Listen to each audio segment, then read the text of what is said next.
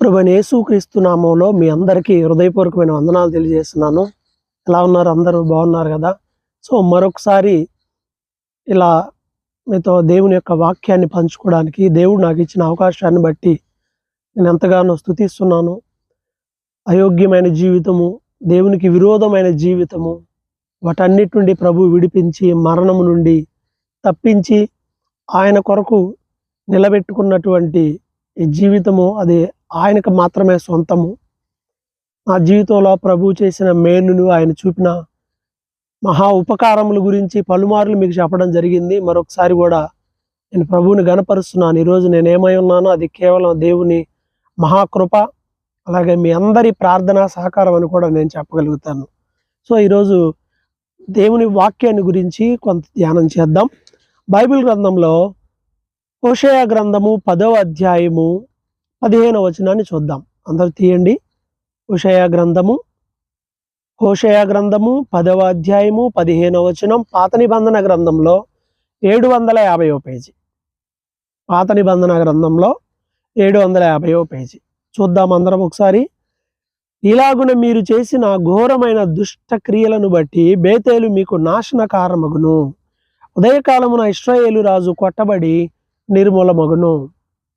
ప్రియులారా, ఇక్కడ పరిశుద్ధుడైన దేవుడు బేతేలు గురించి మాట్లాడుతూ ఉన్నాడు. ఏంటి బేతేలు మీకు నాశన కారణమగును అని అంటున్నాడు.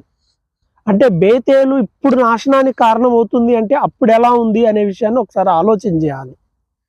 బేతేలు మీకు నాశన కారణం అవుతుంది అని అంటున్నాడు కదా.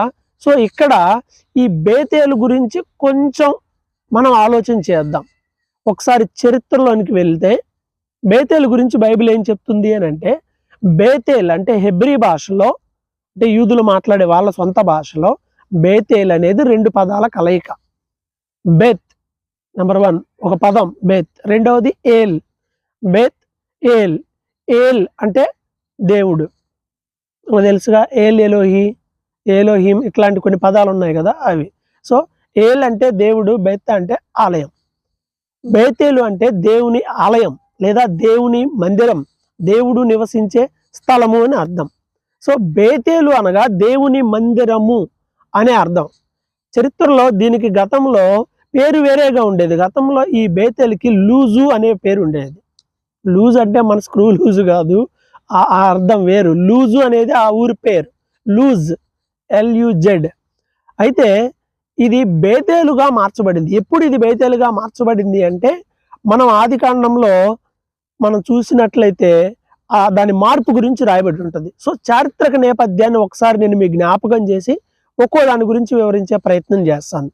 బైబిల్లో మొట్టమొదటిసారిగా బేతేలు గురించి ప్రస్తావించబడినటువంటి మొదటిది ఏంటి అని అంటే, ఆది కాండం 12వ అధ్యాయంలో 8వ వచనంలో మొదటిసారిగా ప్రస్తావించబడింది.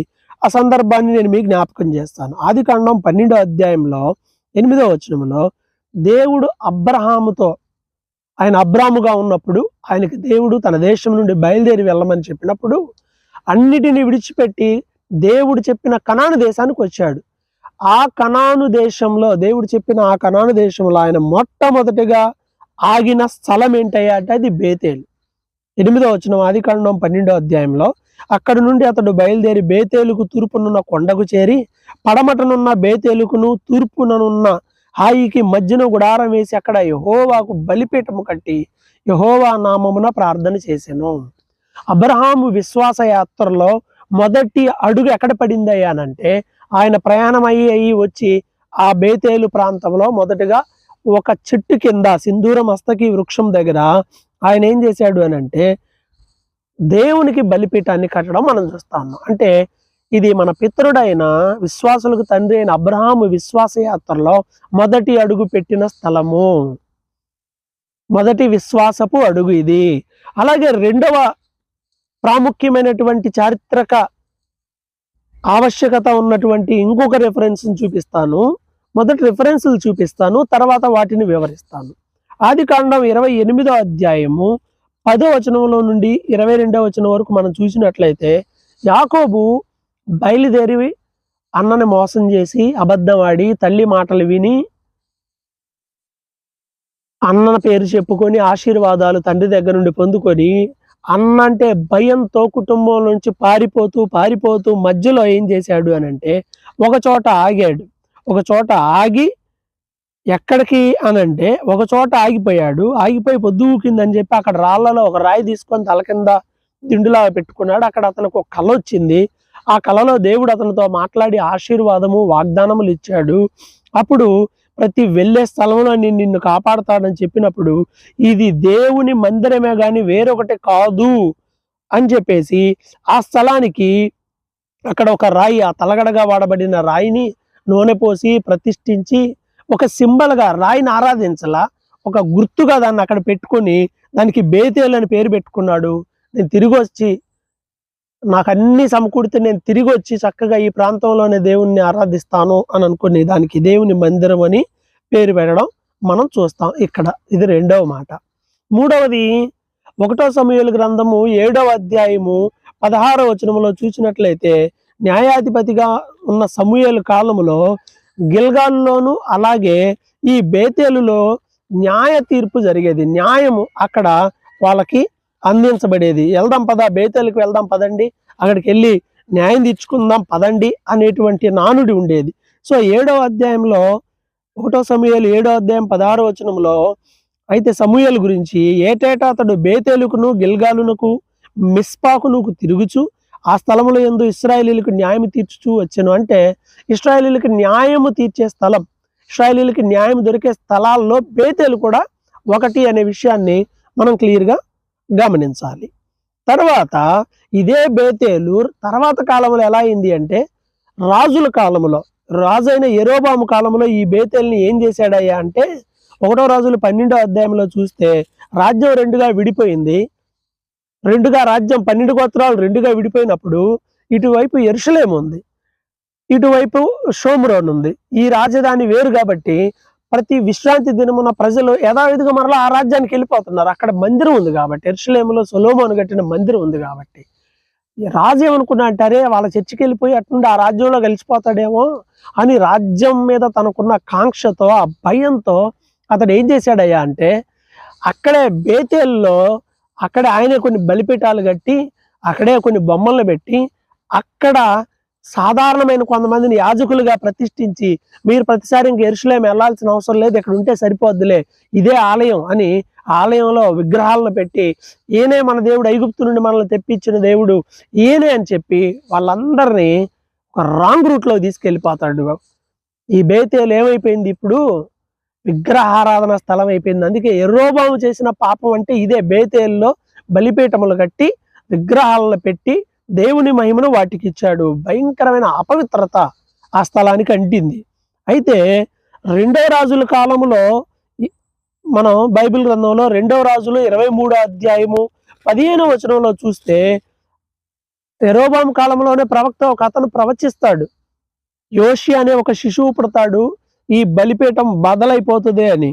సో అన్నట్టుగానే 2వ రాజుల గ్రంథంలో 23వ అధ్యాయం 15వ వచనం నుండి 20వ వచనం వరకు మనం చదివినట్లయితే అన్నట్లుగానే రాజైన యోషియా ఏం చేస్తాడు అని అంటే ఆ దేశంలో ఎన్నో సంస్కరణలు చేస్తాడు. అందులో భాగంగా 15వ వచనంలో 2వ రాజులు 23:15లో బేతేలులోనున్న బలిపీఠమును ఉన్నత స్థలమును అనగా ఇశ్రాయేలు వారు పాపం చేయుట కారకుడైన నెబాతు కుమారుడగు యెరోబాము కట్టించిన ఈ ఉన్నత స్థలములను బలిపీఠములను అతడు పడగొట్టించి ఆ ఉన్నత స్థలమును కాల్చి పొడుము అగునట్లుగా తొక్కించి అషేరాదేవి ప్రతిమను కాల్చివేసెను. అంత మాత్రమే లేదు, అక్కడ సమాధులు తీసి సమాధుల్లో ఉన్న ఎముకలు తెప్పించి దైవజనుడు చెప్పినట్టు బలిపీఠం మీద వాళ్ళ ఎముకలు కూడా కాల్చి పడేశాడు. సంస్కరణ జరిగింది. ఆ విధంగా బేతేలుకు ఉన్నటువంటి అపవిత్రత యోషియా కాలంలో పోయింది. సో ఇది కొంతవరకు చరిత్ర. అలాగే ఇంకొక ప్రాముఖ్యమైనది ఏంటి అని అంటే 1వ సమూయేలు గ్రంథం 10వ అధ్యాయం 3వ వచనంలో చూస్తే సౌలు రాజు అయినప్పుడు సమూయేలు చెప్తాడు కదా, రాజుగా తను అభిషేకించిన తర్వాత నువ్వు దేవుని కొండకు చేరతావు, నువ్వు దేవుని కొండకు చేరతావు. దేవుని కొండ అంటే ఏంటి? బేతేలు. దేవుని కొండ అని అంటే బేతేలు. మనం బైబిల్లో 1వ సమూయేలు గ్రంథంలో 10వ అధ్యాయంలో మనం చూస్తే 3వ వచనంలో తరువాత నీవు అక్కడి నుండి వెళ్ళి తాబోరు మైదానమునకు రాగానే అక్కడ బేతేలునకు దేవుని యొద్దకు పోవు 3 మనుషులు నీకు ఎదురుపడుదురు. బేతేలు దగ్గరికి వెళ్ళే మనుషులతో నువ్వు కలుస్తావు. వాళ్ళతో పాటు నువ్వు వెళ్తూ ఉండగా అక్కడ దేవుని ఆత్మ నీ మీదకు వస్తుంది, నీకు క్రొత్త మనసు వస్తుంది, నువ్వు కూడా ప్రవచిస్తావు అని చెప్పాడు. అంటే ఇది దేవుడు ఒక నూతనమైన మనస్సును అనుగ్రహించేటువంటి స్థలం, ఒక నూతనమైన అభిషేకాన్ని ఇచ్చేటువంటి స్థలంగా మనకు కనిపిస్తుంది. ఇలాంటి స్థలాన్ని దేవుడు ఎందుకు నాశనం అయిపోద్ది అని ఎందుకు చెప్తున్నాడు? ఇప్పుడు అసలు విషయంలోనికి వచ్చేద్దాం. బేతేలు గురించి మనం ఆలోచన చేసినట్లయితే ప్రియమైన వారలారా, మొట్టమొదటి విశ్వాసపు అడుగు వేసిన స్థలంగా మనకు కనపడుతుంది. మన ఆత్మీయ జీవితాల్లో మొదటి అడుగు బేతేలు. అంటే ఏమిటి అని అంటే ఫస్ట్ ల్యాండెడ్ ప్లేస్. మన ఆత్మీయ జీవితంలో మొదటి మెట్టుని బేతేలుగా మనం అభివర్ణించాలి. అబ్రహాము అక్కడే బేతేలు దగ్గరే ఒక బలిపీఠం కట్టి దేవునికి బలి అర్పించాడు. అంటే ప్రార్థనా స్థలం. బలిపీఠం అంటే ప్రార్థనా స్థలం. నీ బేతేలు ఎక్కడుంది? నీకు ఒక బలిపీఠం ఉందా? నువ్వు ప్రార్థన చేస్తున్నావా? మీ ఇంట్లో ప్రార్థన చేస్తున్నావా? ఇప్పుడు చాలా మంది చూస్తా ఉన్నాం కదా, కొంచెం చదువులు ఎదిగిన తర్వాత మేము బిజీ అయిపోయామండి. ఎంత బిజీ అయిపోయారు కొంతమంది అని అంటే, ఆదివారం ప్రార్థనకు రాలేనంత, ఉపవాస ప్రార్థనలకు రాలేనంత, కొన్ని ప్రత్యేకమైన ప్రార్థనలు మీకోసం పెడుతున్నామన్నా రాలేనంత. ఇది బిజీయా? ఇది ఆశీర్వాదమా? ప్రియమైన వారలారా, ఆలోచన చేయాలి. అబ్రహాము మొదటి విశ్వాసపు యాత్ర అడుగులో బలిపీఠమును కట్టి దేవునికి ప్రార్థన చేశాడు. నీ జీవితంలో మొదటి విశ్వాసపు అనుభవం ఏంటి అని అంటే ప్రభు సన్నిధిలో ప్రార్థనలో గడుపు. ఒకప్పుడు చాలా మంది సాక్ష్యాలు వింటా ఉంటాం, పెళ్లికి ముందు నేను బాగున్నానండి, ఇప్పుడు ఏమైంది? అదే మనిషి కదా, అదే దేవుడు కదా. మారింది దేవుడు కాదు, నువ్వు మారావు. నీ పద్ధతులు నువ్వు మార్చుకున్నావు, నీ ఆలోచనలు మార్చుకున్నావు, నీ ప్రయారిటీస్ మారిపోయినాయి. ఒకప్పుడు దేవుడు అనే ప్రయారిటీ ఉంది, ఇప్పుడు దానికి బదులుగా డబ్బు అనే ప్రయారిటీ వచ్చింది. ఒకప్పుడు దేవుడు అనే ప్రయారిటీ ఉంది, ఇప్పుడు లోకం అనే ప్రయారిటీ వచ్చింది. పేరు ప్రఖ్యాతులు అనే ప్రయారిటీ వచ్చింది. పిల్లరా, దేవుణ్ణి పక్కన పెట్టి నువ్వు ఎంత వెంపర్లాడినా సరే ఏమి ప్రయోజనం ఉండదు. ఒకవేళ ఈ లోకంలో నీకేమన్నా భౌతికమైన ఆశీర్వాదాలుగా అనిపించే ఉన్న ఆత్మీయ జీవితంలో నీ జీవితం మాత్రం సున్నా అనే విషయాన్ని గుర్తించాలి. ఈరోజు చాలా మందికి ఇలాంటి అనుభవాలకు దూరం అయిపోతా ఉన్నారు. ప్రార్థించండి. నీ విశ్వాసపు జీవితాన్ని బలపరిచేది ప్రార్థన. ప్రతి ఉదయం లేచి ప్రార్థిస్తున్నావా కుటుంబం కోసం? ప్రతిరోజు దేవుని సన్నిధిలో ఏకాంతంగా గడుపుతున్నావా? ఎవరైతే ఇలా దేవుని సన్నిధిలో ప్రార్థించే అనుభవంలో ఉంటారో, ఎవరైతే ఈ బేతేలు అనుభవంలో ఉంటారో వాళ్ళు ఆశీర్వదించబడతారు. అబ్రహాముకు ఆశీర్వాదం వచ్చింది అంటే అతడు బలిపీఠంలో కట్టాడు. మొదటి బలిపీఠము బేతేలు. మరి నీ మొదటి బలిపీఠం మర్చిపోయావా? మరలా తిరిగి రా, ప్రార్థన అనుభవంలోనికి రావాలి. రెండవది, ఆదికాండం 28లో మనం చూసినట్లుగా యాకోబు ఆయన దేవుని ఆలయాన్ని గుర్తించాడు. రికగ్నేషన్ అనమాట. ఇక్కడ ఒక గుర్తింపు, తాను గుర్తించాడు అనమాట. పాపములో ఉన్నాడు, మోసపూరితమైన బ్రతుకులో ఉన్నాడు. కానీ వెళ్తూ ఉన్నప్పుడు దేవుడు ఆయనతో మాట్లాడి, ఇదిగో ఈ స్థలానికి నేను నిన్ను మరలా తీసుకొస్తా, ఈ దేశానికి నేను నిన్ను మరలా తీసుకొస్తా, నువ్వు వెళ్ళే స్థలంలో నీకు తోడుగా ఉండి నిన్ను ఆశీర్వదిస్తాను, మరలా ఇక్కడికి తీసుకొస్తాను అనన్నాయి. ఒక దేవుడు ప్రశస్తమైన వాగ్దానాలు ఇచ్చాడు.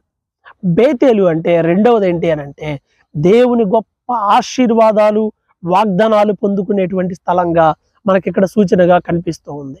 ప్రియులారా, మన దేవుడు నువ్వు ఎప్పుడైతే ప్రార్థిస్తావో అప్పుడు దేవుడు నీకు ఆశీర్వాదం ఇస్తాడు, ఐశ్వర్యాన్ని ఇస్తాడు.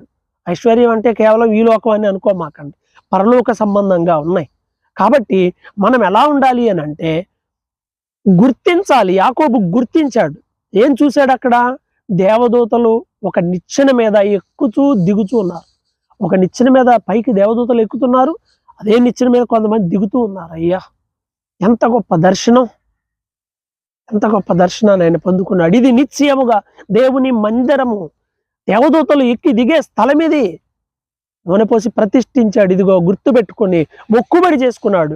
నేను వెళ్ళే చోట నాకు తోడుగా ఉంటే నేను వస్తాను, 10వ భాగాన్ని నేను దేవునికి ఇస్తాను, నేను వెళ్ళిన ప్రతి పనిలో నాకు దేవుడు తోడై నన్ను ఆశీర్వదిస్తే నేను దేవునికి ఇలా చేస్తానని మొక్కుకున్నాడు. ఈరోజు ఎంతమందికి ఈ బేతేలు అనుభవం ఉంది? చూడగలుగుతున్నావా? దేవదూతలు ఎక్కి దిగిపోయే స్థలాన్ని ఆయన చూశాడు. దేవుని సన్నిధిలో గడిపాడు, దేవుని దర్శనాలను చూశాడు, దేవుని వాగ్దానాలు పొందుకున్నాడు. ఈరోజు చాలా మంది నామకార్థమైన భక్తిలో ఉంటున్నాడు.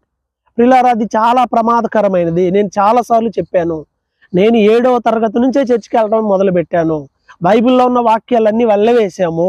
చాలా రెఫరెన్స్లు చూడకుండా చెప్తాము, అధ్యాయాలు చెప్తాము. అసలు అలా చాలా అంటే చాలా చేసేసేవాళ్ళం. దేవుని వాక్య జ్ఞానం అనేది ఈ బ్రెయిన్లోకి వచ్చేసేసింది. అయితే ఆచరణలో ఒక నామకార్థమైన క్రైస్తవ్యం ఉండింది. దాచబడిన పాపాలు ఉన్నాయి. గ్రౌండ్లోకి వెళ్తే నోరు కంట్రోల్ అయ్యేది కాదు. ఇంకా ఎవరన్నా అంటే కోపంతో ఫీల్ అయ్యేవాడిని. సో ఇలాంటి సిచ్యువేషన్స్లో అంతరంగం వేరేగా ఉంటూ దేవుని సన్నిధిలో ఇంకో రకంగా ఉంటూ ఉంటే, అలాంటి పరిస్థితుల్లో దేవుడు మాట్లాడినప్పుడు ఈ పాప జీవితాన్ని, హిపోక్రసీ, వేషధారని విడిచిపెట్టి దేవుని దగ్గర సరిగ్గా ఉండాలని దేవుడితో సమాధాన పడ్డాను. వేషధారంతో కూడిన జీవితం వద్దు, నువ్వు దేవుణ్ణి కలుసుకో. యాకోబు దేవుణ్ణి కలుసుకున్నాడు, దేవుడు యాకోబుని కలుసుకున్నాడు. ఎందుకంటే is a place of meat. ఇది దేవుణ్ణి యాకోబు కలిసిన స్థలం, దేవుడు యాకోబుని కలిసిన స్థలం. Is a mutual meet place అనమాట. ఇది ఇద్దరికి ఒక ముఖ్యమైనటువంటి మీటింగ్ ప్లేస్. అది దేవుని మందిరం. నీకు దేవునికి గలిపేటువంటి ఒక స్థలం దేవుని మందిరం.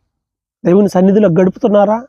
కొంతమంది ఉంటారు, వాక్యం అయిపోగానే ఇంకా మాట్లాడుతుండగానే లేచి వెళ్ళిపోతారు, ఏందో కొంపలు ఆరిపోతున్నట్టు. రామాకండి అలాంటి వాళ్ళు. నీకు దేవుని వాక్యపు ఆశీర్వాదం గురించి తెలుసా? దేవుని ఆలయంలో ఉన్న ఆశీర్వాదాల గురించి తెలుసా?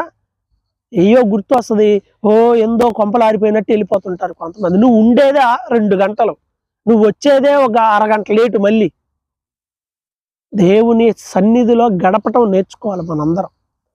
దేవుని సన్నిధిలో 1 దినము గడుపుట 1000 దినముల కన్నా శ్రేష్టము.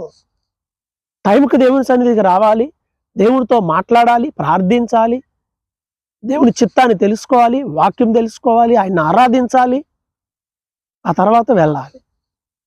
కాబట్టి ప్రియమైన వారలారా, యాకోబు దేవుణ్ణి కలుసుకున్నాడు బేతేల్. అప్పటి వరకు దాని పేరు లూజు. ఆయన దేవుణ్ణి కలుసుకున్న తర్వాత దాని చరిత్రే మారిపోయింది. నీ చరిత్ర మారాలంటే నువ్వు దేవుణ్ణి కలుసుకోవాలి. పడుతున్నారు ఈ మధ్య అంతా, కథ మొత్తం మార్చేస్తాడు ఆయన, తనకే మహిమ తెచ్చుకుంటాడని. ఆ నీ కథ మార్చడానికి ఆయన సమర్థుడే.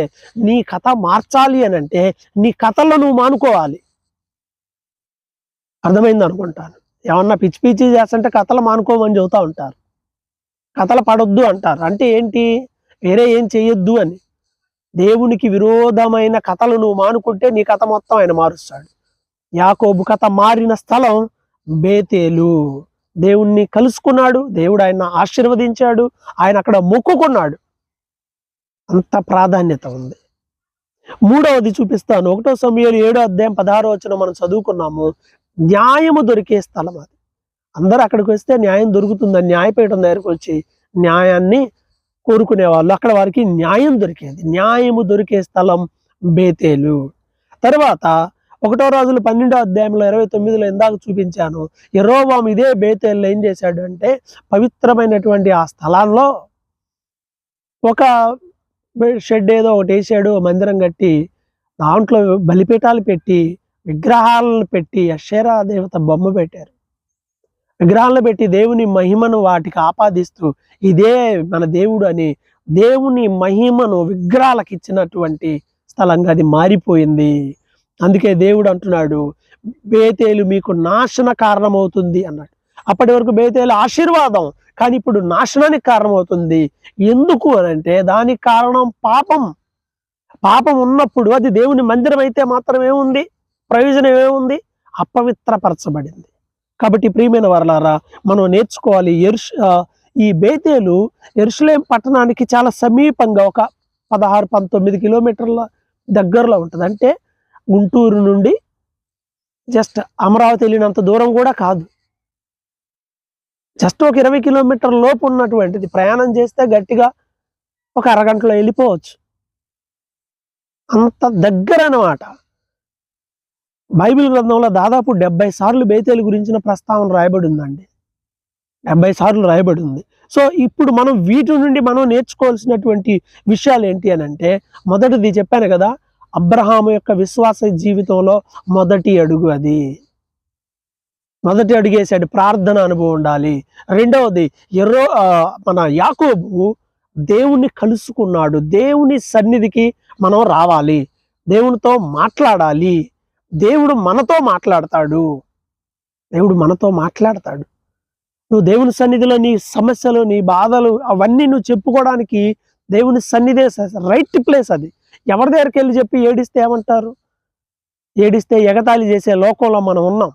నీకు ఇలానే జరగాలనే వాళ్ళు కొంతమంది, అయ్యో పాపం ఏం కర్మ అనేవాళ్ళు కొంతమంది, అయ్యో పాపం అంటున్నారు, కానీ కరుణ చూపించే వాళ్ళు ఉండకపోవచ్చు. కానీ యాకోబు తన పరిస్థితిని అంతటిని దేవునికి చెప్పుకున్నాడు. నాకు తోడుగా ఉంటే నేను ఇలా చేస్తాను ప్రభువుని మొక్కుకున్నాడు కూడా. దేవుని సన్నిధిలో మొక్కుకున్నాడు. మనం ఏడ మొక్కుకుంటాం? ఏడ పాస్టర్లు ఇక్కడ వీళ్ళంతా ఉపవాసాలు ఉండి ప్రార్థన చేస్తే మనకంతా మేలు జరిగితే మన మొక్కుబడాడా? నేను గుణంతలు వెళ్ళి గుండు కొట్టించుకుంటాను, సాగరమాత వెళ్ళి అక్కడ కానుకేస్తాను. ఇక ఇంకా పెద్ద భక్తులు ఉంటారు, ఏడా సరిపో వేలాంగిని పోతాం. చాలాసార్లు చెప్పా. అయినా మన బ్రెయిన్లో నుంచి అవి పోవట్లా. మనకు మేలు జరిగితే అంతా అమ్మ దయ, బుద్ధి జ్ఞానం కొద్దిగా ఉండక్కర్లా. దేవుని మహిమను ఒక విగ్రహానికి ఇస్తావా? దేవుని మహిమను మనిషికి ఇస్తావా? యాకోబు మొక్కుకున్నాడు, దేవునికి మొక్కుకున్నాడు, ప్రతిష్ఠించాడు. ఇది దేవుని స్థలం, ఇది మామూలు స్థలం కాదు. He knew the value of God. He knew the value of the place of the God. దేవుని స్థలం యొక్క విలువను అతడు గుర్తెరిగాడండి. నీకేమన్నా దేవుని స్థలం అంటే, దేవుని ఆలయం అంటే దాని విలువ నీకు అర్థమవుతుందా? మనకేదో సరదాగా వచ్చిపోయే 2 గంటల సినిమా థియేటర్ లాగా చూస్తున్నారు ఇంకొంతమంది. ఊరికి వస్తే సరిపోదు, ప్రార్థించు. యాకోబులాగా దేవుని సన్నిధిలో ప్రార్థించు. చూడు, దేవుని దర్శనాలను చూడు. ఈ స్థలంలో ఆయనకు గొప్ప దర్శనం కలిగింది, గొప్ప ఆశీర్వాదాన్ని పొందుకున్నాడు. ప్రార్థించు, దేవుడినితో మాట్లాడతాడు. దేవుని స్థలంలో, ఆయన ఆలయంలో ఆయన నీతో మాట్లాడి నీకు వాగ్దానాలు ఇస్తాడు, నిన్ను అభిషేకిస్తాడు, నిన్ను ఆశీర్వదిస్తాడు. ఇది బేతేలు అనుభవం అంటే. యాకోబు మరలా తిరిగి కొంతకాలం ఉన్న తర్వాత మరలా తిరిగి వచ్చాడు అన్నట్టుగానే చెప్తాడు, ఇదిగో నేను ఎక్కడైతే దేవుణ్ణి కలుసుకున్నాను ఆ స్థలానికి నేను మరలా వెళ్ళాలి అని చెప్పి మరలా తిరిగి బయలుదేరి ఆ స్థలానికి తన కుటుంబం అంతటితో కలిసి అలా తిరిగి వచ్చిన సంఘటన మనకు ఆదికాండంలో కనిపిస్తుంది. ప్రియమైన వారలారా, ఆలోచించండి. ఒక్కడే వెళ్ళాడు ఆ స్థలం నుండి, ఎంతగా దేవుడు ఆయన్ని ఆశీర్వదించాడు. గొప్ప ఆశీర్వాదం ఇచ్చే స్థలం దేవుని ఆలయం. బేతేలు అంటే దేవుని ఆలయం. మూడవది చెప్పాను, 1 సమూయేలు 7:16 న్యాయము దొరికే స్థలం. నీకు ఎవరు న్యాయం తీరుస్తాడు? న్యాయం కోసం ఈరోజు పోలీస్ స్టేషన్కి వెళ్తే అక్కడ మాట్లాడే మాటలు తెలుసుగా. ఎలా మాట్లాడతారండి? ఎవడైనా చేతులు కట్టుకుని ఉండాల్సిందే. అక్కడ నోరు తెరిస్తే పచ్చి బూతులు. న్యాయం కోసం వెళ్తే అక్కడ అన్యాయం దొరుకుతుంది. లంచం తీసుకొని న్యాయాన్ని అన్యాయంగా తిప్పేస్తున్నారు. అన్యాయాన్ని న్యాయం అని చెప్తా ఉన్నారు. న్యాయం దొరకట్లా మెజారిటీ%. ఎక్కడ దొరుకుతుంది నీకు న్యాయం? అయ్యా ఇది న్యాయమేనా నువ్వు ఎవరినన్ను అడిగితే ఏం చెప్తారు? న్యాయం బలగాన్ని బట్టి న్యాయం కూడా ఉంటుంది, డబ్బును బట్టి న్యాయం వస్తూ ఉంది ఈరోజు. కానీ దేవుని దగ్గరికి వెళ్తే ఆయన నీకు న్యాయము చేస్తాడు, న్యాయము తీరుస్తాడు. నీకు జరిగిన అన్యాయానికి నువ్వు బేతేలుకు వెళ్ళు, దేవుని మందిరానికి వెళ్ళు, దేవుని సన్నిధిలో నువ్వు ప్రార్థించు. నీకు కలిగిన అన్యాయాన్ని బట్టి ఆయన తప్పకుండా నీకు న్యాయం చేస్తాడు. ఆయన న్యాయం తీర్చే దేవుడు అని బైబిల్ చెప్తుంది. ఆయన తండ్రి లేని వారికి, విధవరాండ్రకును, బాధింపబడు వారికి న్యాయము తీర్చువాడు. లోకంలో ఎక్కడ న్యాయము నేను 100% న్యాయం తీర్పు తీర్చాను అని చెప్పేటువంటి జడ్జిని మనం చూడలేం. అదంతా డిపెండింగ్ ఆన్ ద ఆర్గ్యుమెంట్స్.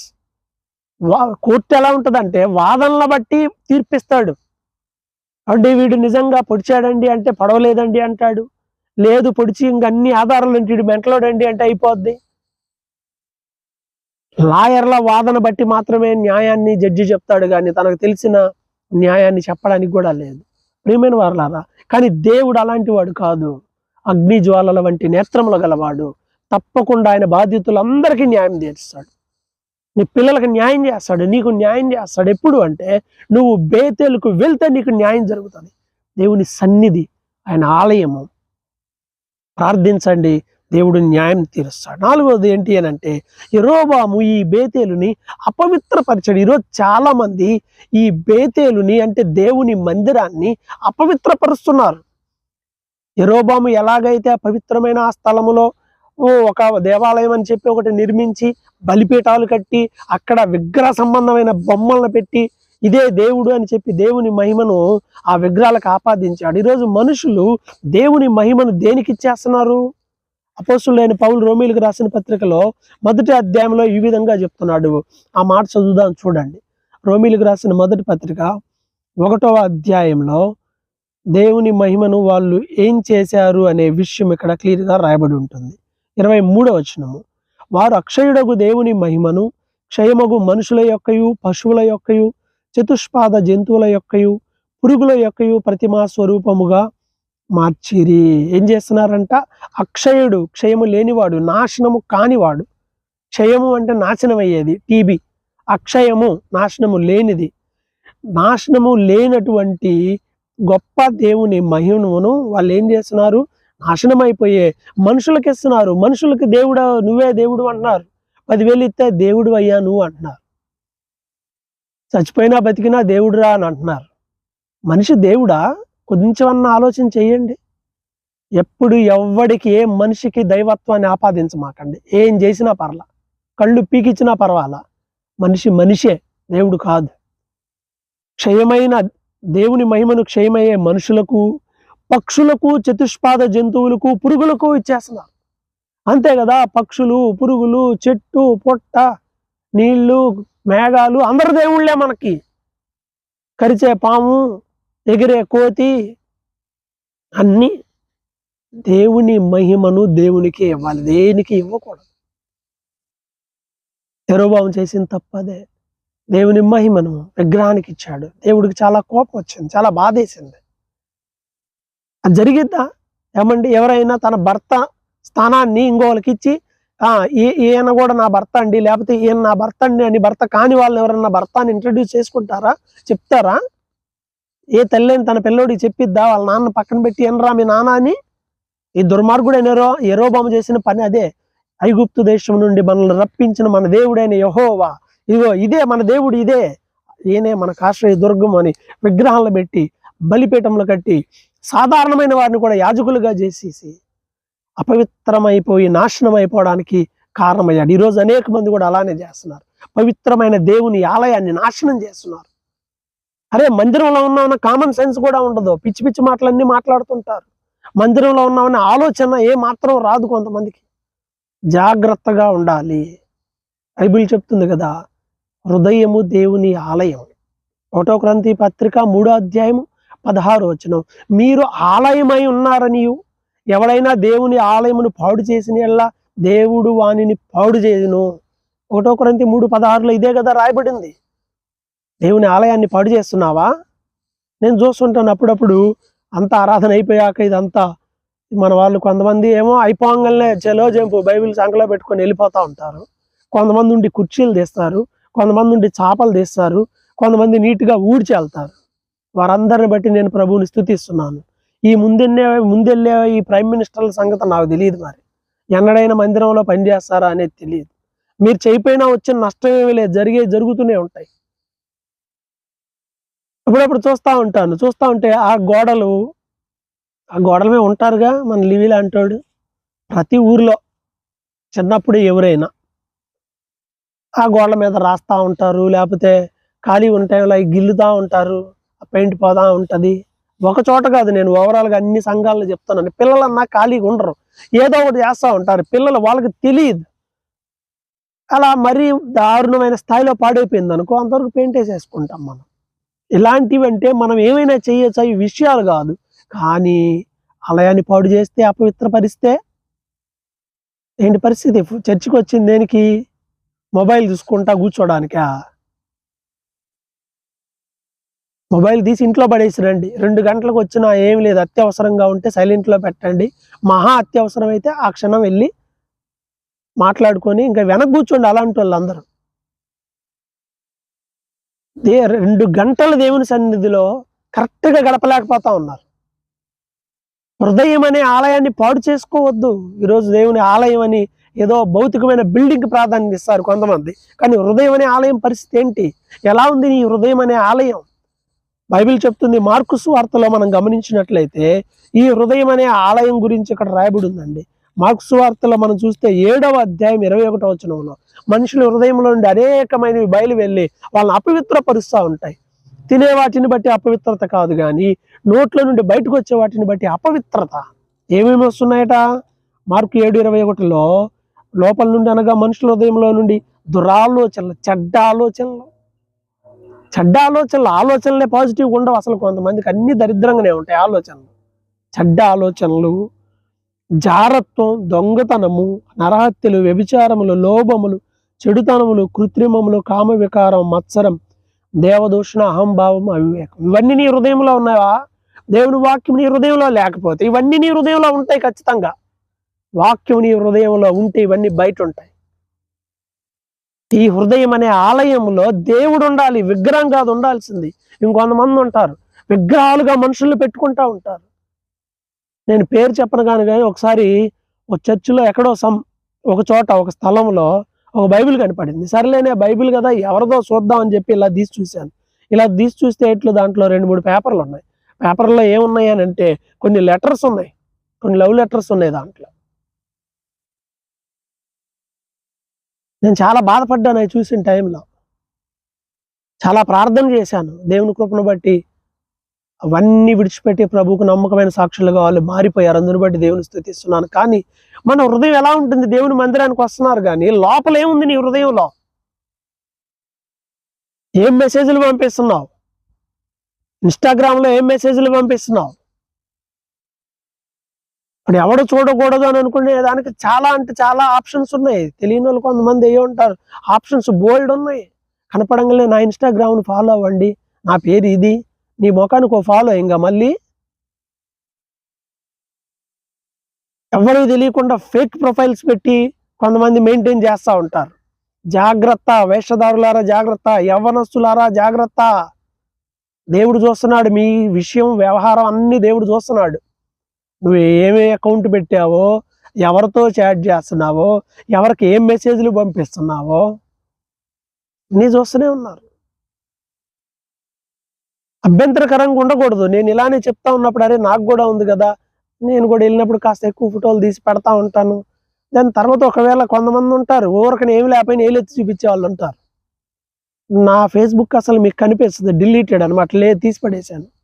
లేదు, మొత్తం ఫోటోలు వీడియోలు అన్నీ పోతాయి. ఏమైనా పర్వాలేదు, నథింగ్. చెత్త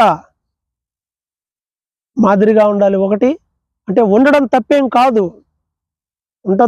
కాదు, అనవసరమైన వద్దు, టైం వేస్ట్ చేసుకోవద్దు దాంట్లో పడి ఎక్కువ. అనవసరమైన వాటి వైపు నీ కన్నులు, అనవసరమైన దానికి నీ సమయం, అనవసరమైన దానికి ఇవన్నీ వేస్ట్ అనమాట కేటాయించడం. ప్రియమైన వారలారా, పవిత్రమైన జీవితం కావాలి. యవనస్తులు ఎలా ఉంటున్నారు ఈ రోజున? పైకి బాగానే ఉంటున్నారు కానీ హృదయంలో అబ్బాయిలు పెట్టుకుంటున్నారు. అబ్బాయిలు పైకి బాగానే ఉంటున్నారు కానీ హృదయంలో అన్న ఆ అమ్మాయి ఉందండి, హృదయంలో కుర్రోడు నాకు చెప్తా ఉన్నాడు, ఓ నేను మర్చిపోలేకపోతున్నాను అన్న ఈ అమ్మాయిని అన్నారు. ఎవరురా బాబు అమ్మాయి అంటే, అదిగా అమ్మాయి ఆల్రెడీ, ఆ అమ్మాయికి పెళ్ళయింది, పిల్లలు ఉన్నారు, కానీ అమ్మాయి అంటే నాకు ఇష్టం. నిన్న పక్కనే నది పక్కనే నిలబడి మాట్లాడుతూ ఉన్నాడు ఇక్కడ యూకేలో. నేను చెప్పాను దీంట్లో దూకటం బెస్ట్, ఒక రాయి వేసుకొని. అనవసరం నీ జీవితం. ఇలాంటి పిచ్చి పిచ్చి అన్ని పెట్టుకుంటే జీవితం పాడైపోతుంది. ఎంతమంది ఇలాంటి రహస్య పాపాలు చేస్తూ ఉన్నారు, ఇలాంటి అక్రమ సంబంధమైనటువంటి ఆలోచనలు చేస్తూ ఉన్నారు. వీడికి పెళ్ళయింది, వీడికి పెళ్లి కాలేదు, ఆమెకు పెళ్ళి అయింది. పాపము పెరిగిపోతుంది, హృదయం అనే ఆలయం చెడిపోతుంది, హృదయంలో విగ్రహాలు పెట్టుకుంటా ఉన్నారు యవనస్తులు. చాలా దారుణమైన విషయాలు ఉన్నాయి. ఎందుకు చెప్తాను? నీ హృదయాన్ని నువ్వు పాడు చేస్తే, యెరోబాము దేవుని ఆలయాన్ని పాడు చేయాలని చూశాడు. ఏదో ఒకటి కట్టి విగ్రహాన్ని పెట్టి దేవుని మహిమను విగ్రహాలకు ఇవ్వాలని చూశాడు. దేవుడు యెరోబాము సంతానాన్ని మొత్తాన్ని నాశనం చేశాడు. ఎవడు మిగల్లా. యెరోబాము తర్వాత అతని సంతానం పూర్తిగా సమూల నాశనం అయిపోయింది. ఎవ్వడూ మిగలలేదు. పాపం అంత భయంకరంగా ఉంటుంది. ప్రియమైన వారలారా, ఆలోచించేద్దాం. యెరోబాము కాలంలో జరిగిన అపవిత్రత. చూడండి బైబిల్, రాజుల గ్రంథం, దినవృత్తాంతాల గ్రంథం, ఎక్కడ చూసినా యెరోబాము చేసిన పాపమును బట్టి, లేదా ఇతడును యెరోబాము వలె పాపము చేయిచు దేవుని దృష్టికి వ్యతిరేకంగా అనే మాట రాయబడి ఉంటుంది. కాబట్టి ప్రియమైన వాళ్ళారా, అలాంటి పాపము చేయొద్దు. నీ హృదయం అనే ఆలయాన్ని పవిత్రంగా ఉంచుకోవాలి, పవిత్రంగా ఉంచుకోవాలి.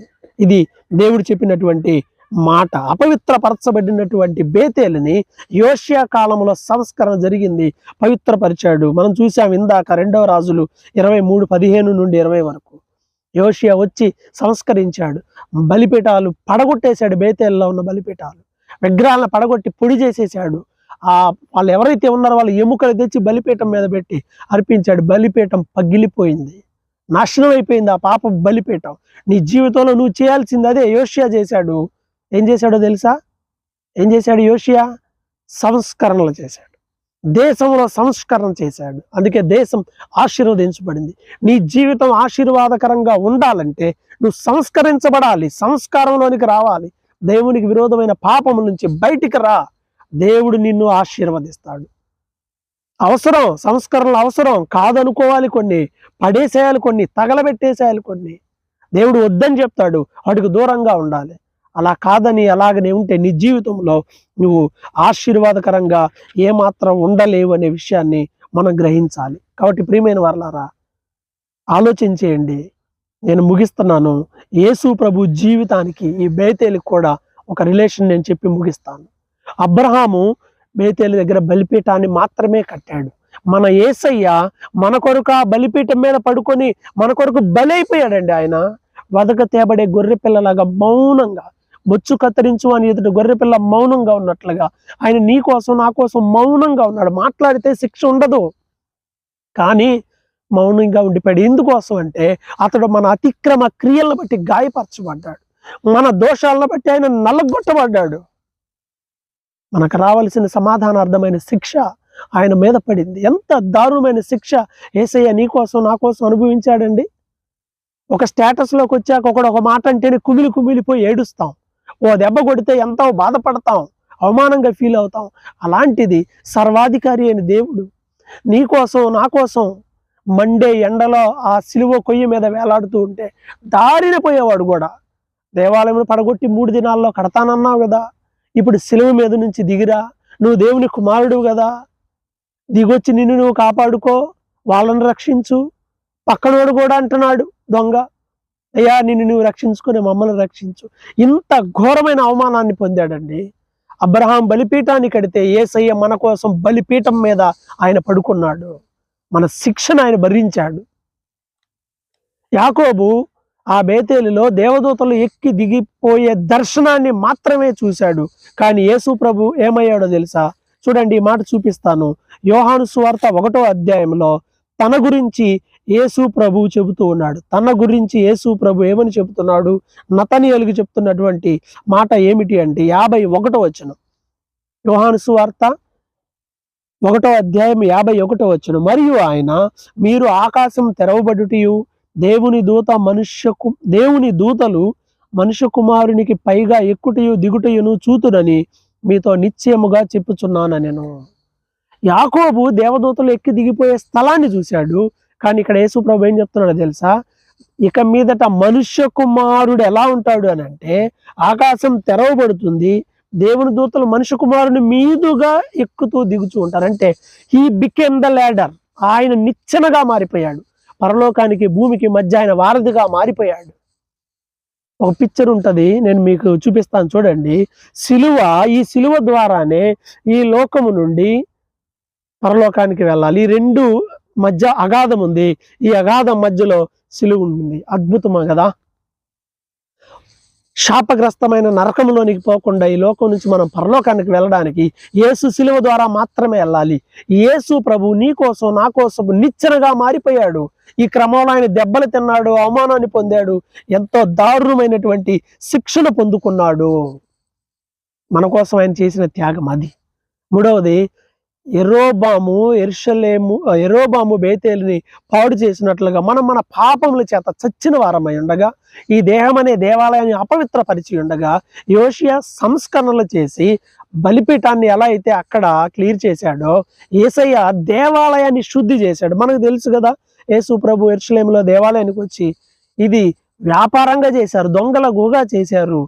నా తండ్రి ఇల్లు దేవుని మందిరం, ఇది సమస్త జనులకు ప్రార్థనా మందిరం, మీరు దీన్ని దొంగల గుగా చేశారని యెషయా ఇర్మియా ప్రవక్తల ప్రవచనాలు నెరవేర్చి మందిరాన్ని శుద్ధి చేశాడు.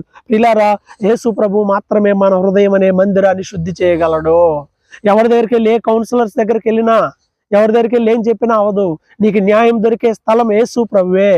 నీ హృదయాన్ని పవిత్రపరిచేది యేసు ప్రభువే. రక్షణ ఇచ్చేది యేసుక్రీస్తే.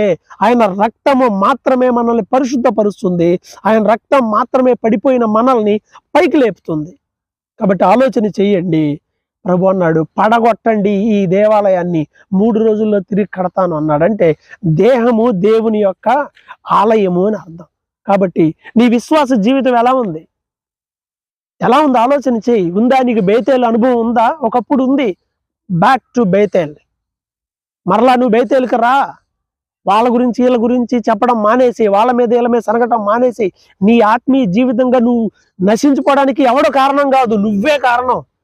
పాస్టర్ గారి వల్లే నేను ఇట్టయ్యాను, ఆయన సరిగ్గా చెబితే నేను ఉండేవాడిని కాదు.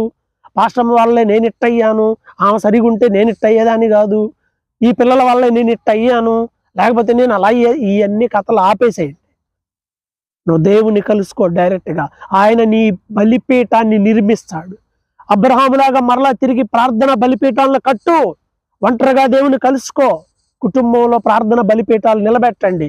పడిపోయిన బలిపీఠాన్ని నిలబెట్టినట్లుగా ఏలియా మీరు కూడా కుటుంబ ప్రార్థన చేస్తున్నావా? వచ్చామా, తిన్నామా, నిద్రపోయామా, మళ్ళీ వెళ్ళామా, సంపాదించామా? ప్రార్థన ఏదయ్యా? ఏమ్మా ప్రార్థన ఏది? కుటుంబం కోసం. ఉదయం లేచి సంచి పట్టుకొని వెళ్ళటమే కానీ కుటుంబం కోసం చేతులు ఎత్తి ప్రార్థిస్తున్నావా? పిల్లలు ప్రయోజనకరంగా ఉండాలని ప్రార్థించాలి. అబ్రహాములాగా బలిపీఠాలను కడదాం. యాకోబులాగా దేవుని దర్శనాలను, దేవుని ఆశీర్వాదాలను పొందుకుందాం. సమూయేలు కాలంలో లాగా ఆయన బలిపీఠం దగ్గరికి వెళ్తే సమూయేలు కాలంలో లాగా న్యాయం దొరుకుతుంది మనకి దేవుని సన్నిధిలో. అపవిత్రపరచబడిన ఈ హృదయ మందిరాన్ని ప్రభు దగ్గరికి వెళ్ళి, ప్రభువా నా జీవితం ఇలా అయిపోయిందయ్యా, నువ్వు నా కోసం మరణించి తిరిగి లేచి ఇంత గొప్ప రక్షణ ఇచ్చావు, నా విశ్వాస జీవితంలో నేను వెనక్కి వెళ్ళిపోయాను, నన్ను క్షమించు ప్రభు అని నువ్వు మరలా తిరిగి వచ్చినట్లయితే ప్రభు నిన్ను క్షమిస్తాడు, ఆశీర్వదిస్తాడు. ప్రార్థన చేసుకుందాం. అందరూ తల వంచండి, ప్రార్థన చేసుకుందాం. కృపగల దేవా, మరొకసారి నీ సన్నిధికి వస్తున్నాం ప్రభువా. తండ్రి, మమ్మల్ని మీరు క్షమించండి ప్రభువా, మమ్మల్ని మీరు క్షమించండి. బేతేలు అనుభవానికి దూరంగా వెళ్ళిపోయాం. బలిపీఠంలో కట్టే ప్రార్థన అనుభవానికి దూరం అయిపోయాం ప్రభువా. లోకం మాలోనికి వస్తుంది. ఎన్నో పనులు, విపరీతమైనటువంటి పనులు, బిజీ అని చెప్పుకుంటూ, వ్యక్తిగత పనులు అని చెప్పుకుంటూ కనీసం నీ సన్నిధిలో ప్రార్థించే అనుభవానికి దూరం అయిపోతున్నామయ్యా. బిడ్డలు సన్నిధికి దూరం అయిపోతున్నారు. యవన బిడ్డలు ప్రభువా నీ సన్నిధికి దూరం అయిపోతా ఉన్నారు ప్రభువా. సహాయం చేయండి. యాకోబులాగా నీ సన్నిధిలోకి వచ్చి నీ దర్శనములు చూచేవారిగా చేయండి నాయన. యాకోబులాగా దేవదూతలు ఎక్కి దిగిపోవటం చూసేటువంటి వారిగా చేయండి. అంచె దినముల్లో మనుషుల మీద ఆత్మ కుమ్మరించినప్పుడు నా యవనసులు దర్శనములు చూతురని మీరు చెప్పారయ్యా. అలాంటి వారు ఏరి ప్రభువా. సమయం దొరికితే, ఆదివారం దొరికితే దాన్ని ఏదో హాలిడేగా భావించే వాళ్ళు అయిపోతున్నారు. పనులన్నీ పెట్టుకొని దేవుని మందిరానికి రాని వాళ్ళ సంఖ్య పెరుగుతూ ఉంది. దయచేసి మీరు క్షమించండి. బేతేలు అనుభవంలోనికి మా యవన బిడ్డలను తీసుకురండి ప్రభువా. సహాయం చేయండి ప్రభు. న్యాయం తీర్చే స్థలముగా అది ఉండింది. నువ్వే మా న్యాయస్థలం ప్రభువా. నువ్వే మాకు న్యాయం తీర్చగలవు. ఈరోజు అన్యాయం చేయబడుతున్నారు మనుషులు. అన్యాయమైన ప్రవర్తన వల్ల ఇతరుల బాధ పెట్టే వాళ్ళుగా ఉంటున్నారు. న్యాయం చేయండి. కుటుంబాలకు, వ్యక్తులకు న్యాయం చేయండి. అలాగే ప్రియదేవా, జ్ఞాపకం చేసుకునండి.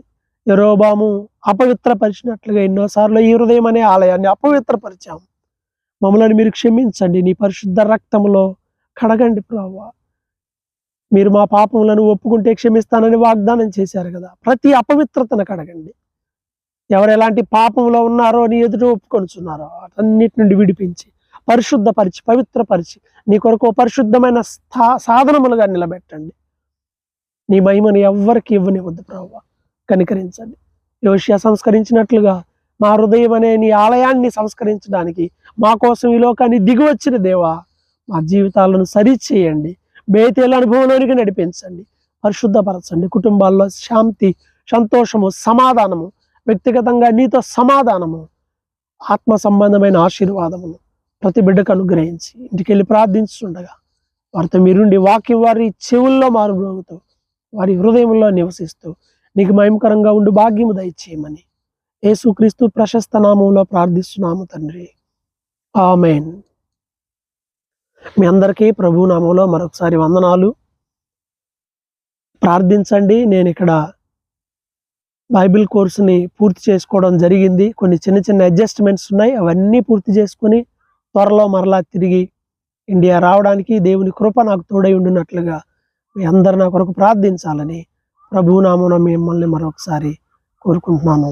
అందరికీ వందనాలు.